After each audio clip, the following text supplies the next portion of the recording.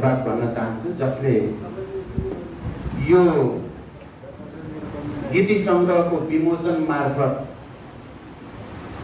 माओवादी जनयुद्ध र विभिन्न माओवादी घटकहरूको बिचमा अन्तर्क्रिया गराउने प्रयास गर्नुभयो। त्यसको लागि विशेष रूपले म धन्यवाद भन्न चाहन्छु। कमरेड दिलीप कुमार श्रेष्ठलाई म बधाई भन्न चाहन्छु। तपाईले जनयुद्धलाई फेरि एकचोटि स्मरण गर्ने, ताजगी दिने, त्यसको बारेमा छलफल बहस गर्ने गरी यो पुस्तक विमोचन गर्ने वातावरण बनाउनु भयो। गीति सङ्ग्रह तयार पार्नुभयो, प्रकाशन गर्नुभयो र यसलाई ल्याउनु भयो। अनि जनयुद्ध प्रतिष्ठानको तर्फबाट यसलाई यो कार्यक्रमको आयोजना गरियो र त्यसको अध्यक्ष कमरेड आशा कोइराला खनाल, उहाँ र अरू सबै साथीहरूलाई पनि म विशेष धन्यवाद भन्न चाहन्छु। कोइराला खनालै हो नि तपाईँ?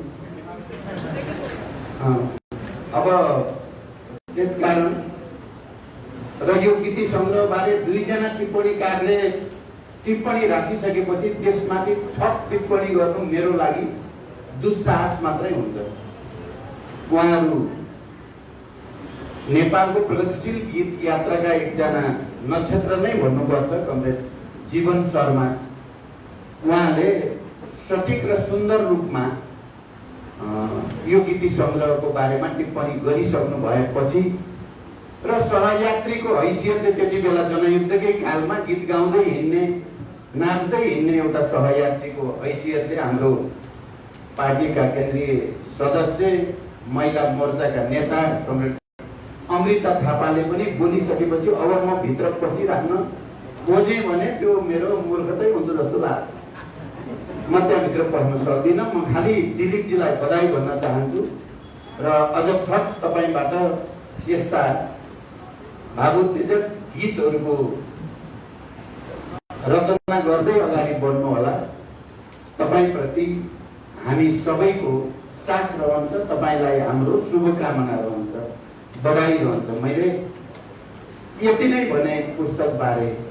मलाई समयको पनि दबाब छ, यहाँ उद्घोषक कमरेडले पनि राखि नै सक्नुभयो। अब केही चिज पनि आयो म कहाँ, फेरि यो विषयमा त बोल्दिन पर्यो भनेर पनि आयो। मैले चाहिँ धेरै नबोल्ने सोचेको छु यो कार्यक्रममा। मैले आयोजकलाई धन्यवाद भनिसकेँ।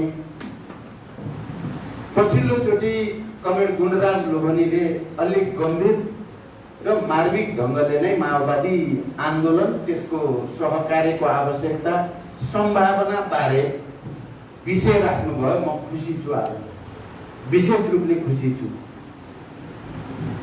हामी सहकार्य गरेर मोर्चा बनाएर जनयुद्धको ऐतिहासिकता, त्यसको महानता, त्यसले खडा गरेका विचार, राजनीति, संस्कृति, आचरणका मूल्य मान्यताहरूको रक्षाको निम्ति फेरि एकचोटि सँगै अगाडि बढ्नुपर्ने आवश्यकता पैदा भएको छ।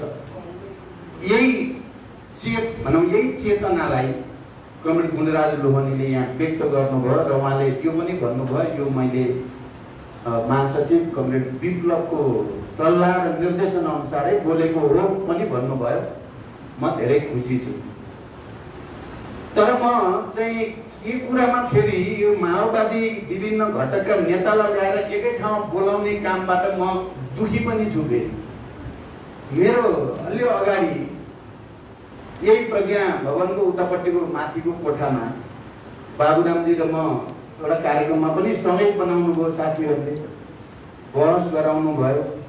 अलि अगाडि एउटा कार्यक्रममा पनि जति यस्ता सार्वजनिक कार्यक्रममा बाबुरामजीले म बोलेको छु, उहाँको र मेरो दूरी बढेको छ, घटेको छ। मलाई अनौठो लाग्छ, यस्तो बहस नगराइदिए हुन्थ्यो। म साथीहरूलाई अहिले आफ्नै ढङ्गले आत्मसमीक्षा गर्ने, कहाँ गल्ती गरियो, गरिएको छैन, के गर्नुपर्छ भनेर कुरा गर्न दियो भने, काम गर्न दियो भने मिल्ने सम्भावना बढी छ।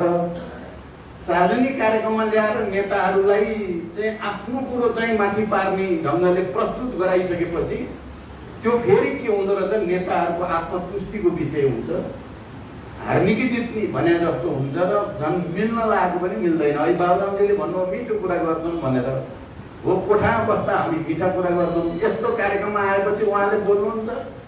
मलाई अलिअलि के बोल्नु भयो होला उहाँले, यो नहुने कुरा, नमिल्ने कुरा, मासुभातसँग संगतै नखाने कुरा, उहाँले नयाँ महान गर्छु भन्नुहुन्छ र महन्त ठाकुरहरूसँग जानुहुन्छ, त्यहाँ पनि वैचारिक सङ्घर्ष पनि गर्नुहुन्न। के चाहिँ नयाँ हो भन्ने लाग्छ मलाई, झन् नमिठो क्या। त्यसो भएर म आयोजक साथीहरूलाई, नेताहरूलाई यस्ता सार्वजनिक कार्यक्रममा ल्याएर भनिराखेकै छौँ नि, ठिक छ बाबुरामजीलाई बोलाउनुहोस्, मजाले उहाँलाई भन्न दिनुहोस्, किरणजीलाई बोलाउनुहोस्, उहाँलाई मजाले भन्न दिनुहोस्, मलाई बोलाउनुहोस्, मैले पनि मजाले भन्छु, विप्लवजीलाई बोलाउनुहोस्, उहाँले पनि मजाले भन्न दिनुहोस्, एकै ठाउँमा राखेर नभनाउनुहोस्। यसले एकतातिर लाँदो रहेनछ, लागि देखिनँ मैले। यसले फेरि साँच्चै त भन्नेतिर जाने भयो, नहुने कुरा गर्ने अनि माथि पर्न खोज्ने भने जस्तो हुने भयो क्या। को मासुवाद हो, को होइन, को नयाँ हो, को पुरानो हो। मैले धेरैचोटि त्यो भन्नु पर्यो। अस्ति एउटा कार्यक्रममा नि बाबुरामजीले भन्नुभयो, म त महान नयाँ खोजी, म त एकदम भन्नुहुन्छ बाबा, नयाँ शक्ति भन्नुभयो। खोइ त्यो नयाँ शक्ति कहाँ गयो? मासुवादमा नयाँ चिज थप्ने कुरा गर्नुहुन्छ, यो थप्ने रहेछ, यो थप्छौँ हामीले भनेर बुद्धिजीवीहरूले भन्न थालेको मासकै पालादेखि हो। कुरा भन्नु पहिलो अन्तर्राष्ट्रियको बेलादेखि नै हो। यो मार्क्स एङ्गल्स बुद्धिशुद्धि छैन, यो पुराना कुरा खुब घमण्डी छन् भनेर मार्क्सलाई गाली गर्थे। लेनिनको पालासम्म आउँदा त हजारौं पटक मार्क्सवाद पुरानो भयो, यसलाई परिमार्जन थप नयाँ बनाउनु पर्छ रे, विज्ञानमा विकास भयो, के भयो, यो भयो, त्यो भयो, त्यसो भएर नयाँ बनाउनु पर्छ भने सब फेरि झन् पुरानोमा गएको छ। लेनिनले बडो सठिक ढङ्गले त्यति बेला भन्नुभएको थियो, यो भौतिकवाद र अनुभवसिद्ध आलोचना भनेर द्वन्द्वात्मक भौतिकवाद, ऐतिहासिक भौतिकवाद बारेमा विज्ञान प्रविधिमा भएको विकासको पनि संश्लेषण गरेर लेनिनले जो ऐतिहासिक ग्रन्थ तयार पार्ने बेला त्यसको भूमिकामै भन्नुभएको छ।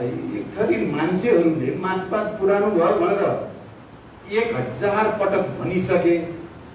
यो लेनिनको बेलाको कुरा हो, यो चाहिँ अक्टोबर क्रान्ति भन्दा पहिलाको कुरा हो, भनिसके र 1000 पटक गलत मार्क्सवाद विज्ञान हो, यो पुरानो हुने होइन, यो त विकसित हुँदै जाने, परिमार्जित हुँदै जाने कुरा पो हो भनेर त्यसको खण्डन भइसक्यो। यो विज्ञान नै हो भनेर त्यसको खण्डन भइसक्यो। तर अहिले 1001 पटक फेरि मार्क्सवादी भन्नेहरू, मार्क्सवादी होइन कि मार्क्सवादी अवसरवादीहरू फेरि मार्क्सवाद पुरानो भयो, अब यसलाई नयाँ बनाउनु पर्छ भनेर बडो विद्वान भनेर आफूलाई प्रस्तुत गर्दै भन्न थाले। त्यसकारण उहाँले भन्नुभयो, लेनिनले म 1001 पटक फेरि त्यसको खण्डन गर्न बसेको छु भन्नुभएको थियो। मलाई त्यही सम्झना भइरहेको छ। हाम्रो बाबुरामजीले जब नयाँ भन्नुहुन्छ, के नयाँ रहेछ, त्यो नयाँ हुने कसरी हो?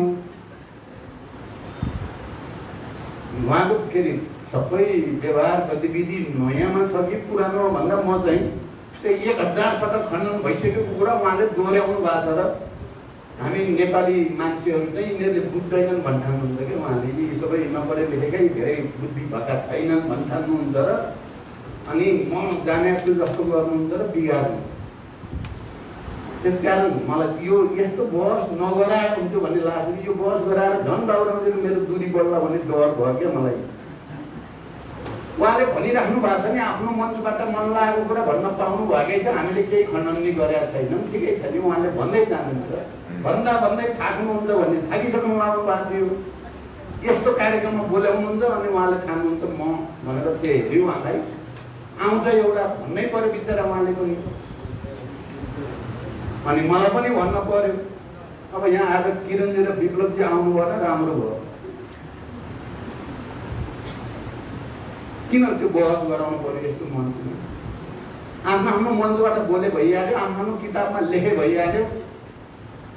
गर्दै जाँदा हामी सबैले रियलाइज गर्ने ठाउँमा आएपछि हामी सहकार्यमा जम्मा हुन्छौँ, मोर्चा बनाउनेतिर केन्द्रित हुन्छौँ, अनि नेतृत्व तहमा, कार्यकर्ता तहमा बसेर कुरा गरे हुन्छ। कुरा गर्दा मिल्न सक्छ। मैले यो कुरा धेरैचोटि भनेको छु, तपाईहरुले पनि सुन्नुभयो होला। धेरै प्रयोगहरू यो विचार भए। एउटा त जनयुद्ध त एउटा आफैमा एउटा महान र ऐतिहासिक क्रान्ति नै हो। त्यसको महानता, त्यसको ऐतिहासिकता, त्यसको गम्भीरता नेपालको इतिहासमा धेरै वर्षसम्म रहन्छ।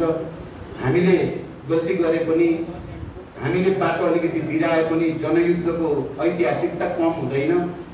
त्यसले स्थापित गरेका विचार, मूल्य, मान्यताहरू कम हुँदैन। त्यसमा शहादत प्राप्त गर्ने महान शहीदहरूको बलिदान खेर जाँदैन। त्यसमा बेपत्ता योद्धाहरूको त्याग र बलिदान खेर जाने होइन, घाइते अपाङ्गहरूको खेर जाने कुरा होइन। इतिहासको निर्माणमा मार्क्सले भने जस्तै एउटा पिढीले त्यसलाई बिर्साउन खोज्यो, झुक्क्याउन खोज्यो भने पनि फेरि अर्को पिढी आउँछ र उझिने र कङ्काल निकाले झैँ फेरि शहीदहरूलाई निकालेर तिनलाई अगाडि राखेर चाहिँ आन्दोलन अगाडि बढ्छ भन्ने नै सत्य हो। वैज्ञानिक कुरा त्यो हो। त्यसकारण त्यो शहीदहरूले गरेको बलिदान खेर जाँदैन। मैले गल्ती गरेँ, मैले बाटो छोडेँ भने पनि त्यसको महानता चाहिँ कम हुँदैन। अर्कोले गरे पनि त्यसको महानता कम हुँदैन। एउटा के कुरा साँचो हो भने माओवादी जनयुद्धलाई जनयुद्ध चलिराख्दा त्यसलाई आतंककारी, आपराधिक भनेर रात-दिन राज्यको तर्फबाट प्रचार गरियो, प्रहार गरियो र राज्य पुरै शक्ति लगाएर त्यसलाई सखाप पार्नको लागि घेरा हाल्ने र सखाप पार्ने रणनीति अन्तर्गत पटक पटक अपरेसनहरू गरियो। हामी सबै भुक्तभोगी नै छौँ। हामीले त्यसको प्रतिवाद गर्ने बेलामा घेरा तोड्ने र प्रतिरोध गर्ने रणनीति हामीले अपनायौँ र हामी जनतासँग एकाकार भएर जनतासँगै बसेर लडाईँलाई बडो मौलिक ढङ्गले अगाडि बढाउँ। त्यो महान छ। त्यति बेला चाहिँ एउटा आपराधिक हो, आतंककारी भन्ने मान्छेहरू अहिले पनि त्यही भन्छन्। हामी शान्ति प्रक्रियामा आयौँ, निर्वाचनमा गयौँ, सहभागी, विभिन्न टुटफुटहरू भयो।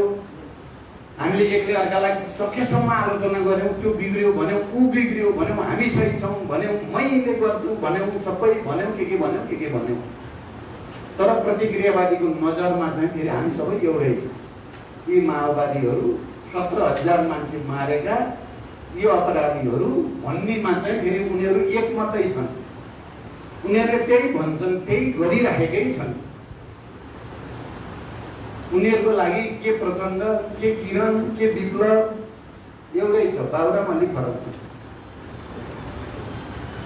स्कुलकै कुरा गर्ने हो भने त्यो जता भए पनि किरणजी, विप्लवजी, हामीहरूको स्कुल चाहिँ एउटै।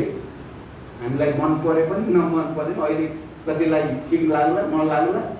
बाबुरामजीको स्कुल त्यति बेला पनि अलिकति फरक स्कुल, तर मैले बाबुरामजीलाई पनि लिएर जानुपर्छ। यो पनि भिन्न मात्र विचार प्रवृत्तिको रूपमा क्रान्तिको लागि आवश्यक छ भन्ने ठान्थेँ। जनयुद्धको तयारीको बेलामा पनि, जनयुद्धभरि पनि, शान्ति प्रक्रिया आएपछि पनि। र मेरो हातबाट मैले कसैलाई कारबाही गर्न जाऊ कसैलाई पनि भनेको होइन। सबैको आफ्नो आवश्यकता, महत्त्व छ, सबैको आफ्नो भूमिका छ। सबैको कन्ट्रिब्युसनको कारणले जनयुद्ध भएको हो र त्यसको मुख्य नेता चाहिँ म नै हो। कसैलाई मन परे पनि मन नपरे पनि। तर मैले आजकल भनेको तपाईहरुले सुन्नु भएको छ। हामी सबैले समीक्षा गर्न जरुरी छ, आत्मसमीक्षा गर्न जरुरी छ। र सबभन्दा पहिला त मैले नै गर्न जरुरी छ भनेको छु मैले। र आत्मसमीक्षा सहित कहाँ त्रुटि भयो त हामी वैज्ञानिक समाजवादको रणनीतिलाई अंगीकार गर्ने, क्रान्तिलाई नयाँ तरिकाले अगाडि बढाउन चाहने र त्यसप्रति इमानदार, मार्क्सवाद, लेनिनवाद, माओवाद प्रति इमानदार हुन चाहने विभिन्न प्रयोगहरू त हामीले गर्यौं। कुनै प्रयोग सही भए, कुनै प्रयोग गलत भयो। यो फेरि यो हुनु विज्ञानको विकासको निम्ति आवश्यक कुरा पनि हो। कसैले पनि गल्ती नै नगरी चाहिँ विचारको विकास गरेको, पार्टीको विकास गरेको इतिहास छैन। केही गल्ती लेनिनले पनि 6 सालमा गरेको गल्ती, 1906 मा गरेको गल्ती, 17 कि 18 मा गएर मेरो पनि गल्ती भएको थियो। त्यो बेला त्यो नीति मैले लिन हुने थिएन। बेकार मैले बहिष्कार गर्ने भनेर त्यति बेला भने, बहिष्कार गर्न हुने थिएन। मैले नि गल्ती गरेँ भन्नुभएको छ र उहाँले पटक पटक त्यो कुरालाई खन्ने गर्नुभएको छ। गल्ती नगर्ने मान्छे पनि अहिलेसम्म जन्मेको छैन, पार्टी पनि जन्मेको छैन, जन्मिँदा पनि जन्मिँदैन। गल्ती गर्दै सिक्दै गर्ने हो। गल्ती कम गर्न खोज्ने, गल्ती भन्ने थाहा पाएपछि सच्याउनेलाई नै इतिहासले राम्रो मान्छे भन्छ, महान मान्छे भन्छ, महान पार्टी भन्छ भन्ने कुरा नै सही हो। त्यसमा हामी म भन्दैछु कि केही त्रुटि त भयो। वैज्ञानिक समाजवाद लागू गर्ने क्रममा, क्रान्तिकारी मार्क्सवाद लागू गर्ने क्रममा मैले मेरो उद्देश्य पवित्र भए पनि यदि मेरा स्टेप चाहिँ वैज्ञानिक वस्तुवादी भएनन् भने त्यसले अपेक्षित परिणाम दिँदो रहेनछ भन्ने चाहिँ मैले सिकेँ। मैले यहाँ के भन्न खोज्छु लामो व्याख्या नगरी भने, अस्ति हामी यो चाहिँ प्रतिगमन विरोधी आन्दोलनमा जनतालाई अपिल गर्यौं। लाखौं जनता सडकमा ल्याइयो। झन्डै 62-63 को आन्दोलनको झझलको दिने गरी लाखौं नै हाम्रो आह्वानमा देशभरिबाट जनता काठमाडौँमा केन्द्रित भए र हामीले चाहिँ यो संघीय लोकतान्त्रिक गणतन्त्र उल्ट्याउने र धर्मनिरपेक्षता उल्ट्याउने, समावेशी समानुपातिक थोरै भए पनि पूर्णतः यो छैन, त्यसलाई पनि उल्ट्याउने षड्यन्त्रलाई परास्त गर्नुपर्छ भनेर हामी लाग्यौं। जनताको साथ समर्थन र सबै सकारात्मक र सन्तुलित सबै शक्तिहरूको सहयोगले त्यो प्रतिगमन तत्कालको लागि पराजित पनि भयो। यो गठबन्धन बनाउने क्रममा ठुलो बैठक, ठुला सबै नेताहरू हामी एक ठाउँमा केन्द्रित थियौं। मलाई चाहिँ सबैले, ती वामपन्थी पनि, लोकतान्त्रिक भनौँ या प्रजातान्त्रिक काङ्ग्रेसका नेताहरू पनि सबैले, होइन प्रचण्डजी तपाईले के विषय एकता गरेर के पाउनु भयो, खोइ त केही पनि त भएन, झन् बर्बाद पो भयो त भन्नुभयो। मैले अब के भन्ने हो, त्यहाँ लामो व्याख्या गरेर यो पाएँ त्यो पाइनँ भन्ने पनि केही कुरा भएन। मलाई ठ्याक्क के भन्न आयो, ज्ञान पाएँ भने ज्ञान प्राप्त गरेर आएँ। यो ज्ञान अब यो देशको लागि पनि लाभदायक हुन सक्छ, तपाईहरुको लागि पनि लाभदायक हुन सक्छ, जनताको लागि पनि लाभदायक हुन सक्छ। यदि तपाईहरुलाई मैले केपीसँग एकता गरेर पाएको ज्ञान राम्रोसँग सुन्न चाहनुहुन्छ भने सबैलाई फाइदाजनक हुन्छ। म माओवादी आन्दोलनका सबै साथीहरूलाई तपाईहरुको पनि तपाईहरुले नै ज्ञान प्राप्त गर्नु भएको छ भन्ने छ मेरो। गुणराजजी, यहाँ इन्द्रमोहनजी पनि हुनुहुन्छ, तपाईहरुले पनि ज्ञान प्राप्त गर्नु भएकै छ, मैले पनि ज्ञान प्राप्त गरेँ। बसेर ज्ञान साटासाट गरौँ, समय आयो कि ज्ञान साटासाट गरे, त्यसो भए हामी अलि महाज्ञानी भइन्छ होला नि। सबै ज्ञान जोडेपछि त सबैका कहाँ त्रुटि रहेछन्, कहाँ राम्रा रहेछन्, कसको कुन चाहिँ पक्षले सकारात्मक योगदान गर्यो, कसको कुन पक्षले नकारात्मक भूमिका खेल्यो भन्ने कुराको माओवादी भएर जनयुद्ध प्रति सम्मान गर्ने भावसहित, निष्ठासहित समीक्षा गर्न बस्यो भने चाहिँ त्यो ज्ञान हामी सबैले प्राप्त गरेकै छौँ। नेकपाको रूपमा विप्लवजीको नेतृत्वमा नै ज्ञान प्राप्त भएकै देख्छु म आजभोलि। खै म बिग्रिन लाग्यो कि सच्चिन लाग्यो थाहा छैन, ज्ञान प्राप्त भएकै देख्छु। अब किरणजीले कति ज्ञान प्राप्त, किरणजी अलि धेरै नै ज्ञानी भएको हुनाले धेरै उहाँलाई प्राप्त गर्न परेको छैन कि गर्नु भएको छ कि छैन, धेरै कुरा हुन त पाएको छैन। तर पनि उहाँसँग हुने साथीहरूले ज्ञान त प्राप्त गर्नु भएकै होला भन्न चाहन्छु।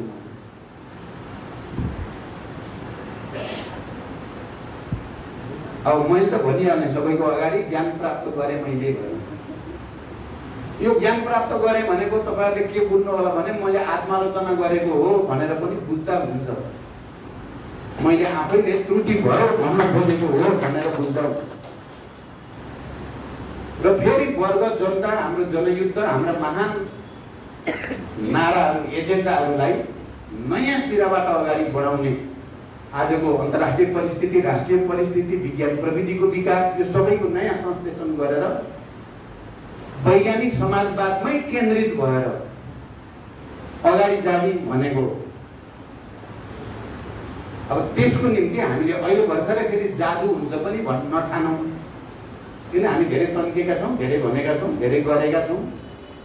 ती भनिएका, तन्किएका र गरेका कुराहरूलाई एक ठाउँमा राखेर ठन्डा दिमागले समीक्षा गर्न थालियो भने हामी एकै ठाउँ नआउनुपर्ने कारण छैन। हामीले जनयुद्धको तयारी गर्दा र जनयुद्धको बारेमा केही कमिटमेन्टहरू, प्रतिबद्धताहरू मैले सूत्रबद्ध गरेको थिएँ। यहाँ अघि बाबुरामजीले पनि भन्नुभयो 6 बुँदे भनेर, त्यो मैले ड्राफ्ट गरेको थिएँ। 6 बुँदे प्रतिबद्धता जनयुद्धका भनेर ती प्रतिबद्धताहरू चाहिँ लिपिबद्ध गर्दै गर्दा, जनयुद्धको योजना, पहिलो योजना बनाउँदै गर्दा, त्यस सम्बन्धी कार्यक्रमहरू निर्माण गर्दै गर्दाका सबै अनुभूतिहरू हामीसँग छन्, अनुभवहरू हामीसँग ताजै छन्। हामी नै हो त्यति बेला गर्ने गरेको व्याख्या म स्मरण गर्न चाहन्छु। जनयुद्ध भनेको खाली प्रतिक्रियावादी, सामन्त, साम्राज्यवादी या वैदेशिक प्रतिक्रियावादी शक्तिहरूसँग लड्ने उपकरण मात्रै होइन। यो आफै भित्रको फोहोर मैला सफा गर्ने चाहिँ प्रक्रिया पनि हो। पेटी बुर्जुवा जे अवशेषहरू, कम्युनिस्टहरू, क्रान्तिकारीहरू भित्र छन्, त्यसलाई सफा गर्नको लागि पनि हामीले युद्धमा जान जरुरी छ भन्ने कुरालाई त्यति बेला खुब जोड दिएर भन्ने गरिन्थ्यो। हामी भित्रकै फोहोर मैला सफा गर्ने प्रक्रिया पनि हो यो, र प्रतिक्रियावादीहरूलाई परास्त गर्ने प्रक्रिया पनि हो यो भनेर भनिन्थ्यो। हामी त्यही अनुसार अगाडि बढेको हो। हामी जति बेला त्यो कुराको उठान गर्दै थियौँ, त्यो हाम्रो मात्रै चाहिँ कन्ट्रिब्युसन, हाम्रो मात्रै बुद्धिको या हाम्रो मात्रै विवेकको परिणाम थिएन। त्यो अन्तर्राष्ट्रिय कम्युनिस्ट आन्दोलनमा त्यति बेला चलिरहेको बहस, त्यति बेला चलिरहेको युद्ध या क्रान्ति विभिन्न देशमा, त्यसमा हाम्रो दक्षिणी एसियाकै कुरा गर्ने हो भने भारतका विभिन्न क्रान्तिकारी पार्टीहरूले चलाइरहेका सशस्त्र सङ्घर्षहरू, जनयुद्धहरू, श्रीलङ्कामा भएको तमिलहरूको एउटा सशक्त सशस्त्र विद्रोह, त्यसको प्रभाव,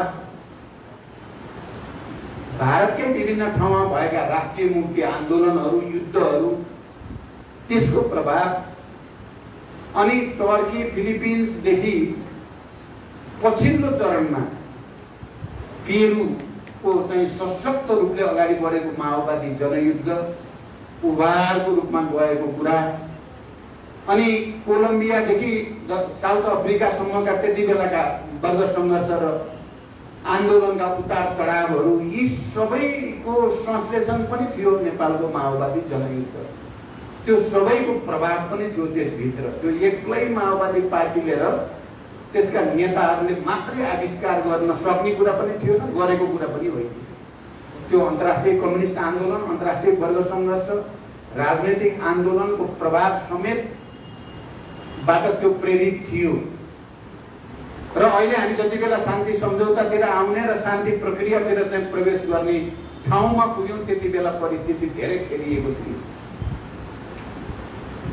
मैले भनेका यी सबै आन्दोलनहरू करिब करिब कतिपय ठाउँमा पुरै पराजित भए, ध्वस्तै भए, कतिपय ठाउँमा एकदम रक्षात्मक ठाउँमा धकेलिए, कतिपय ठाउँ एकदम कमजोर भएर गए। त्यस्तो परिस्थितिमा हामीले अब यतिसम्म ल्याएको यो आन्दोलनलाई कसरी रक्षा गर्न सकिएला? यो आन्दोलनले नेपालका उत्पीडित वर्ग, जाति, क्षेत्र, लिङ्ग, समुदायलाई केही न केही दिन सकियो, दियो भनेर स्थापित गर्न सक्दा फेरि नयाँ सिराबाट उठाउन सकिन्छ क्रान्तिलाई। हामी सबै नसिद्धतासम्म लडी मात्रै राख्ने, जे त पर्ला भन्यो भने चाहिँ मैले त्यति बेला के देखेँ त भने हाम्रो पनि हालत खस्ता नै हुन्छ भन्ने देखेपछि त मुख्य नायक भनेको मान्छेले नै परिस्थिति अनुकूल भइरहेका छैन है। योभन्दा बढी बल गर्न खोज्यो भने बुमरेङ गर्छ, उल्टो हान्छ, धेरै मरिन्छ। अझ 15, 20, 30 हजार, 40 हजार मान्छे मर्न त सकिने भयो। हामी जित्छौँ त भन्दा त जित्न चाहिँ गाह्रो पर्ने अन्तर्राष्ट्रिय परिस्थिति छ है, क्षेत्रीय परिस्थिति छ है भनेपछि त छल्न पर्यो। हामी हिँड्दै बाटोमा एम्बुसमा पर्न लाग्यो भने थाहा पाएपछि दुश्मनले घेरा हालेको छ यो बाटोमा भने त्यही बाटो हिँडिरहेको जेप्त पर्ला भन्ने त मृत्यु पत्रमा हस्ताक्षर गरे जस्तो हुन्छ नि, मुहरमा हिँडिहाल्छ। आन्दोलन त त्यस्तो त हुँदैन भन्ठाने मैले, र मैले बाटो छल्छु भन्दा भन्दै यहाँ आइपुग्यो। मैले क्रान्ति छल्छु भने होइन, दुश्मनलाई छल्छु र अगाडि जान्छु भन्दा भन्दै यहाँ आइपुग्यो। अब मेरो यो इमानदार प्रयास हो भन्ने ठान्नुहुन्छ, यसमा भएका गल्तीको समीक्षा गर्न तयार हुन सकिन्छ। इन्टेन्सनली खराब हो भन्ने ठान्नुभयो भने चिज अर्कै हुन्छ। मैले त त्यस्तो ठान्दिनँ, इन्टेन्सनली भन्ने ठान्दिनँ, तर केही त्रुटि त भएका छन् जसको गम्भीरतापूर्वक समीक्षा गर्न जरुरी छ। र त्यो समीक्षा हामीहरू नै बसेर गर्ने हो, अरूले गरिदिएर हुने होइन। हामीले अहिले अन्तर्राष्ट्रिय परिस्थितिको समीक्षा गर्ने पनि हामीले नै हो, राष्ट्रिय परिस्थितिको समीक्षा गर्ने पनि हामीले नै हो। अहिले एकचोटि फेरि प्रतिक्रियावादीहरूले माओवादीलाई खुब हेप्न थालेका छन्। यिनीहरू टुटे फुटे सिद्धिए भन्न थालेका छन्। तर हामी जतिसुकै चिरा भए पनि प्रतिक्रियावादीलाई के लाग्छ भने माओवादी भनेको र त्यसको नेतृत्व भनेको प्रचण्डै हो भन्ने लाग्छ क्या उनीहरूले। त्यहाँ सताउन पर्ने मुख्य मान्छे प्रचण्डै हो भन्ने छ अहिले पनि। पोहोर सालदेखि घेरा हाल्न खोजेको, सखाप पार्न खोजेको यही हो। मैले अब ठिक छ फेरि एकचोटि घेरा तोड्ने र लडाइँ लड्ने हो भने नयाँ जनयुद्धमा म त गएँ भनेर सुरु गरे। फेरि एउटा नयाँ जनयुद्ध सुरु गर्न पर्छ भने म त हामफाले भनेको छु। अहिले तपाईँहरूले सायद सुन्नुभएको होला, अहिले नै हतियार बोक्ने र भूमिगत जाने त मैले सोचेको छैन, तर नयाँ खालको जनयुद्धको खोजी चाहिँ गर्नु छ। यो प्रतिक्रियाबाट यसरी नै हेप्ने हो, हामीलाई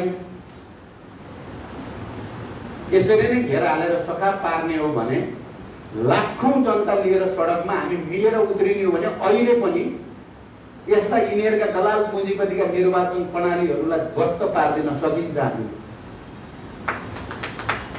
यिनीहरूले बनाएको शासकीय स्वरूपलाई चाहिँ फेर्दिन सकिन्छ। हामीले हाम्रो वर्ग, जाति, क्षेत्र, लिङ्ग, समुदायको पहिचान र अधिकारलाई धेरै माथि पुर्याउन सकिन्छ। हामीले गर्न सकिने धेरै छ, किनकि दुई पटक प्रतिनिधि सभा विघटन गरेर देशी विदेशी सबै मिलेर प्रतिक्रियावादी मिलेर हामीलाई सखा पार्न खोज्दा हामी जनताको साथमा बसेर लाखौं जनतालाई लिएर तिनीहरूलाई परास्त गर्न हामी सफल भएका छौँ। अहिले पनि हामी अहिले विभिन्न माओवादी धारामा रहेका हिजोका जनयुद्धका सहयात्रीहरू सबैले आफ्नो आत्मसमीक्षा इमानदारीका साथ, मार्क्सवादी स्पिरिटको साथ गर्न तयार हुने हो र समाजवाद प्रति इमानदार भएर कार्यक्रम बनाएर अगाडि लाग्ने हो भने हामी अझै पनि यो देशको मुख्य शक्तिको रूपमा, निर्णायक शक्तिको रूपमा अगाडि बढ्ने सम्भावना छ। यसका कार्यक्रममा हामीले गर्नुपर्ने कमिटमेन्ट या प्रतिबद्धता भनेको हामी सबै आत्मसमीक्षाको लागि तयार हौँ। हामी सबैले आफूले प्राप्त गरेको ज्ञानको संश्लेषण गर्नेतिर लागौँ। के ज्ञान राम्रो प्राप्त गरियो, के ज्ञान नराम्रो प्राप्त गरियो, त्यसको विश्लेषण गरौँ र एउटा संश्लेषण गरौँ। त्यसो भएर मेरो साथीहरूलाई, मलाई, बाबुरामजीलाई, किरणजीलाई, विप्लवलाई एकै ठाउँमा ल्याएर बहस यसरी चाहिँ गराउनु आवश्यक छैन। त्यसले बिग्रिने देखाएको छु। आम ठाउँमा भनिएकै छ नि कस्तो मुख कसले थुनेको छ र। आम ठाउँमा भनौँ, हामी बस्दाखेरि समीक्षा गरी बसौँ, त्यो चाहिँ बढी बुद्धिमानी होला। यहाँ ल्याएर बाबुरामजीले भन्नुभयो म चाहिँ अरूभन्दा फरक भनेपछि मैले नि भन्नुपर्छ। अब किरणजीले आएर भन्नुहुन्छ फेरि नयाँ जनवाद बाहेक यो दुनियाँ सब भ्रम हो भन्नुभयो भने मैले पनि अब त्यो बौद्ध भिक्षु रहेछ घन्टी बजाइराख्नुहोस् भनिदिन्छु मैले। अनि अर्कोले भन्यो भने यो सहमतितिर जाने बाटो हुँदैन, यो यो नगरौँ भन्ने मेरो अनुरोध छ। केही फाइदा हुनेवाला छैन। अलि राम्रो हुन लाग्छ बिग्रेला कि भन्ने डराएर भने अब एकजना साथीले मलाई सोध्नु भयो यो चाहिँ के अरे हाम्रो सरकार चाहिँ जाने सेनालाई कारबाही गर्ने हतियार व्यवस्थापन सेना समायोजनको के सम्बन्ध थियो बाबुरामजी प्रधानमन्त्री भएको बेलामा हतियार र सेना समायोजन भयो त्यसको र रूपमाङ्गा कटुवालवाला प्रकरणको के सम्बन्ध छ भने व्याख्या गर्नु पर्यो भनेर सोध्नु भएको छ। म के भन्छु म आज यो व्याख्या गर्दिनँ। मैले यो व्याख्या गरेँ भने झन् बिग्रिन्छ माओवादी आन्दोलनको एकता सहकार्य मोर्चा। मैले गर्न हुँदैन अहिले। म कुनै बेला गरौँला, कुनै बेला आएपछि गरौँला, त्यो गर्न पनि पर्छ। तर आज मैले भने या त मैले झुटो भन्न पर्छ। झुटो भन्न त भएन नि। अब यत्रो मञ्चमा अब जनयुद्धको त्यत्रा गीत कविता लेख्नु भएको छ, पुस्तक विमोचन भएको छ, जनयुद्धको महानताबारे कुरा गरिएको छ, अनि भित्रको तितो कुरा मैले भने साँचो भने पनि बिग्रिने, झुटो भन्न चाहिँ नहुने भएपछि नभन्नु नै श्रेयस्कर छ। आज तपाईँले जे सोध्नु भएको छ अब चाहिँ कुनै बेला म भनौँला। हाम्रो आन्दोलन बिग्रेको बाहिरकाल त बिगार्न खोजेकै हुन्।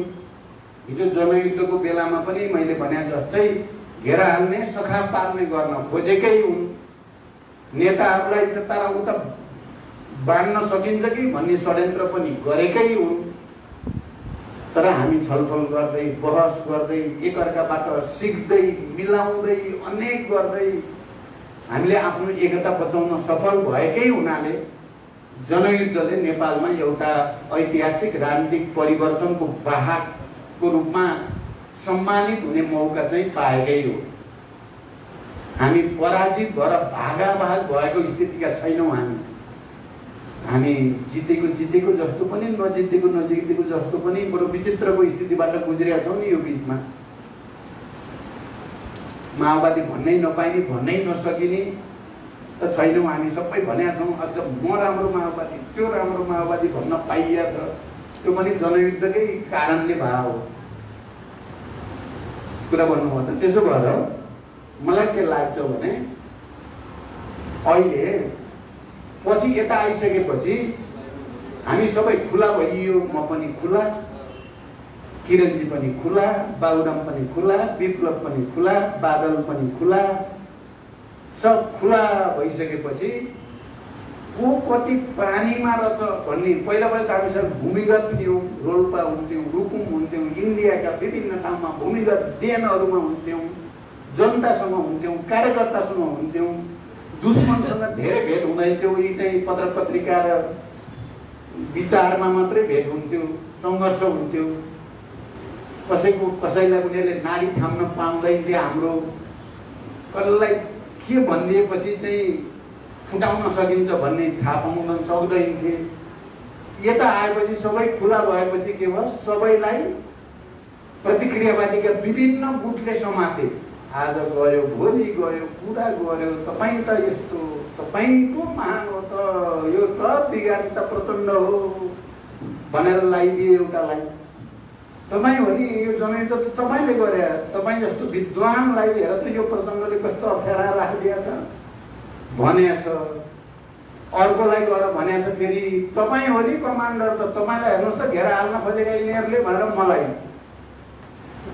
आज भनेछ, भोलि भनेछ। यस्तो हेर्दा हो जस्तो साँच्चै मलाई सिद्ध्याउन खोजेको छ नि। क्या हो साथीहरूले त भने जस्तो मलाई पनि हुने, अर्कोलाई के हुने भन्दाखेरि ओहो तपाईँ त यस्तो युवा इनर्जेटिक सबै त तपाईँ हो नि। यो भन्ने सामन्तहरू, दलालहरू, नोकरसाहहरू, विदेशीहरूको चाहिँ पुरा फौज देखेँ मैले। हामीले इमान्दारिता साथ स्वीकार्ने र नस्वीकार्ने त एउटा कुरा हो, तर हो यही। यो कुरा लेनिनले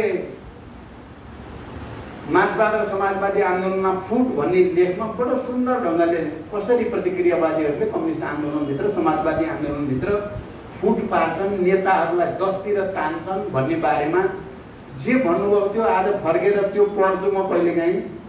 हाम्रो ठ्याक्कै हाम्रै चित्र लेनिनले भने जस्तो लाग्छ। हामीलाई पो भने लेनिनले त सारा समाजवादी आन्दोलनमा फुट ल्याउनको लागि प्रतिक्रियावादीले कति धेरै लगानी गरे, कति मेहनत गरे, कति सफल भए।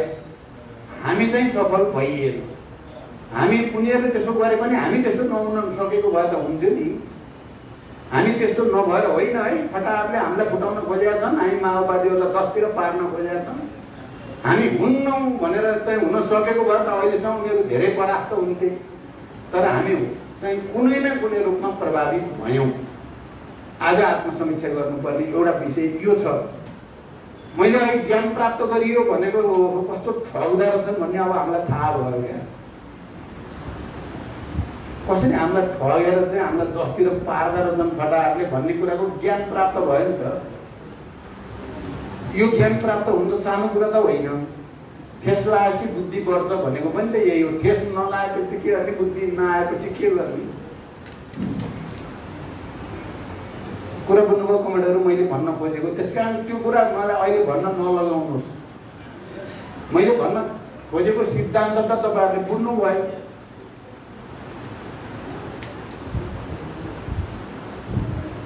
मलाई पहिलोचोटि प्रधानमन्त्रीबाट हटाउने काम पार्टीभित्रबाट भएको हो भनेर मान्छेको नाम सहित यति बेला यसले यो मिटिङ गर्यो, यसो गर्यो भने तपाईँलाई के रमाइलो लाग्छ र अहिले?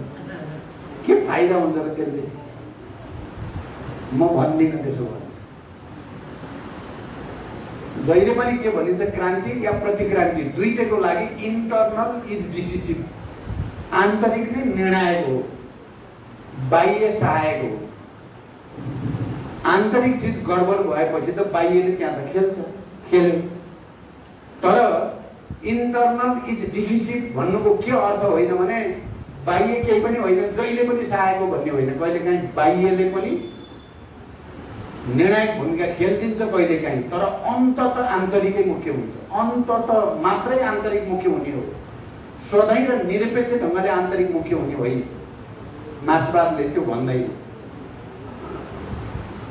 त्यसो भएर माओले बडो सरल भाषामा बुझाउनु भएको छ नि डायबेटिस के हो भनेर।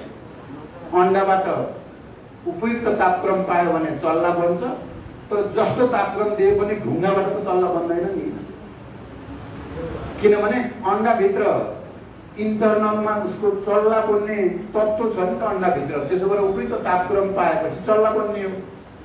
तर चल्ला बनिहाल्छ, आन्तरिकै मुख्य हो भनेर लगेर आगोमा हालिदियो भने अन्डाबाट चल्ला बन्छ त?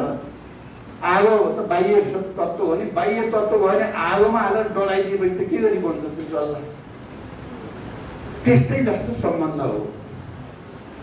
त्यसकारण अहिले हामीले त्यति बेलाका धेरै तिता मिठा कुरा गर्नुभन्दा अहिले जसरी चाहिँ माओवादी जनयुद्धलाई विद्रूपीकरण गर्ने, त्यसलाई भ्रष्टीकरण गर्ने, माओवादी आन्दोलनलाई विखण्डित र विसर्जित गर्ने षड्यन्त्रहरू तीव्र भइराखेकै छन् अहिले पनि। त्यसका विरुद्ध एक हुने उपायहरूको खोजी गर्नु बुद्धिमानी हुन्छ। अहिलेको बुद्धिमानी त्यो चाहिँ हो। अहिलेको मार्क्सवाद त्यही हो। हामी सबै हिजोसँगै लडाइँ लडेका र यसलाई विद्रूपीकरण गर्ने, यसलाई भ्रष्टीकरण गर्ने, यसलाई विखण्डित गर्ने, यसलाई विसर्जित गर्न चाहने प्रतिक्रियावादी षड्यन्त्रका विरुद्ध एकजुट हुने आजको आवश्यकता छ। अनि एकताको खोजी गरौँ हामी सबैले। मैले भने त्यसको खोजी आत्मसमीक्षाबाट सुरु हुन्छ। हामी सबै क्रिटिसिजम र सेल्फ क्रिटिसिजम भन्थ्यौँ, आजकल त अब त्यो कता हो कता जस्तो विषय भएको छ। किन यो मार्क्सवाद भित्रको एउटा पार्टी आन्दोलन भित्रको एउटा असाध्यै महत्त्वपूर्ण अवयव हो आलोचना, आत्मालोचना, आत्मसमीक्षा। हामी त्यसबाट मात्रै नयाँ एकता, हामीले एकता सङ्घर्ष रूपान्तरण भन्ने गर्थ्यौँ, भन्छौँ अहिले पनि। अनि नयाँ आधारमा नयाँ एकता भन्छौँ। त्यसकारण अब हामीले एकता गरेर जनयुद्ध गऱ्यौँ, हामी सबै एक भएर जनयुद्ध गऱ्यौँ। शान्ति प्रक्रियामा आएपछि हामी ठुलो सङ्घर्षमा गयौँ। एकता अब ठुलो सङ्घर्ष र विभाजनसम्म पनि भनेर फ्रेडरिक एङ्गल्सले अन्तर्राष्ट्रिय कम्युनिस्ट आन्दोलनको सन्दर्भमा भन्नुभएको थियो। एकता सङ्घर्ष र विभाजनसम्म पनि, अनि रूपान्तरण सहित नयाँ आधारमा नयाँ एकता। माओ सेतुङले अलि त्यसमा विकास गरेर भन्नुभएको थियो। एकता सङ्घर्ष रूपान्तरण, नयाँ आधारमा नयाँ एकता। हामीले हिजो जनयुद्धमा एकताको एउटा उचाइ हासिल गर्यौं, परिवर्तन पनि त्यसकारण सम्भव भयो। शान्ति प्रक्रियामा आएपछि संघर्षको अर्को नयाँ उचाइ हासिल गर्यौं र हामी टुक्रा टुक्रा गरेर एकले अर्कालाई गलत सिद्ध गर्ने संघर्ष गर्यौं भनौं न, अरू पनि नमिठो शब्द नभनौं। अब यहाँनिर आइपुग्दा फेरि रूपान्तरण र नयाँ आधारको नयाँ एकता खोज्ने बेलामा पुग्यौं हामी सबै। यो डायलेक्टिकल मेटेरियलिज्म भनेर जसलाई भनिन्छ, द्वन्द्वात्मक भौतिकवाद, हिजो हामीले त्यही भनेर जनयुद्ध गरे हो। हामीले त्यही भनेर सबै उत्पीडित वर्ग, जाति, क्षेत्र, लिङ्ग, समुदायको पहिचान र अधिकारको लडाईँ लडेको हो। अहिले हामी फेरि त्यही भनेर आत्मसमीक्षा गर्न जरुरी छ। आज यो कार्यक्रममा चाहिँ एउटा नयाँ सुरुवात गर्न तपाईहरुले खोजेको प्रयासको लागि त मैले धन्यवाद भने, तर नेताहरूलाई ल्याएर यस्ता मञ्चहरुमा बहस अहिले नगराइदिनुस् केही समय। हामी अहिले सहकार्य गर्नेमा छौं क्या। सबै मेरो किरणजीसँग नि कुरा बिचबिचमा भइरहेछ, विप्लवजीसँग नि भइरहेछ, बाबुरामजीसँग नि भइरहेछ, उपेन्द्रसँग नि भइरहेकै छ। त्यति मात्रै होइन, हिजो चौथो महाधिवेशन स्कुलका हामी सबैले नेता मानेको मोहन विक्रमजीसँग पनि बडो प्यारो सम्बन्ध भएको छ क्या। अहिले मेरो चाहिँ यसलाई बिगार्ने काम चाहिँ अहिले नगरौं, हेरौं, यसलाई पनि एउटा नयाँ उचाइमा लैजाने कोसिस गरौं। भएन भने चाहिँ जे गर्नुपर्छ गरौँला। फेरि एकचोटि सबै आज साथीलाई